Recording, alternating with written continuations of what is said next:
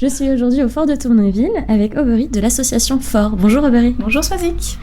Est-ce que tu peux me parler de l'éco-pâturage et du potager ? Alors, l'éco-pâturage et le potager sont deux projets qui sont nés l'année dernière, pendant les 500 ans du Havre, et qui sont encore effectifs aujourd'hui, totalement libres d'accès, gratuits. Vous pouvez venir quand vous voulez.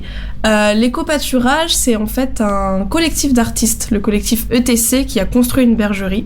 On a aujourd'hui entre 5 et 10 moutons que vous pouvez venir voir. Il y a un berger urbain, Joshua, qui s'en occupe toute la journée. Vous pouvez discuter avec lui, il vous expliquera le projet, comment c'est né, comment on s'occupe des bêtes, etc. L'éco-pâturage fait 1,5 hectare, donc c'est une chouette balade en ville. Vous pouvez découvrir cet aspect un peu atypique du fort de Tourneville. C'est un projet qui est né l'année dernière avec le collectif ETC. C'était un chantier participatif. Donc c'est les habitants qui ont construit la bergerie avec le collectif. Et aujourd'hui, vous pouvez encore le visiter totalement librement. Les moutons sont sortis de 9h à 18h, mais l'éco-pâturage est totalement libre d'accès, gratuit et accessible à tous. Et pour le potager, c'est à l'opposé du fort, c'est 1,5 hectare aussi, et là encore, c'est totalement libre d'accès. C'est gratuit, vous pouvez venir vous balader, manger quelques fruits, quelques légumes, vous poser un petit peu sur le belvédère, regarder la vue du Havre. Là encore, c'était un projet participatif qu'on a fait avec les habitants. Le principe, c'est assez simple, c'est que c'est un jardin public, sauf qu'au lieu de trouver les plantes et les fleurs habituelles, vous trouverez que des vivaces et que des fruits, que des légumes et que des arbres fruitiers. Voilà. Ce sont deux projets assez atypiques. Comment est-ce que c'est né ? D'où vient l'idée ? Alors ces projets, ils sont nés en concertation avec les habitants en fait.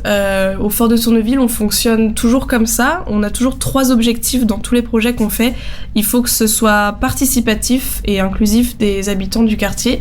Il faut que ce soit fait avec des collectifs d'artistes et il faut que ça s'inscrive dans la transition écologique. Donc là, on est en plein dedans. On a discuté en fait avec les habitants qui voulaient voir des animaux au fort, qui voulaient un jardin public. Et comme on fait rien comme personne, on a décidé de mettre des moutons et de faire un jardin public, mais comestible cette fois. Donc tout ce que vous y trouvez, vous pouvez le manger. En laissant pour les autres, évidemment, puisque c'est participatif. Mais voilà, c'est né avec les habitants, ça a été réalisé avec les habitants pendant des chantiers participatifs. Et aujourd'hui, ça profite aux habitants, aux résidents et à tous ceux qui le veulent. C'est totalement libre d'accès et c'est ouvert toute la journée.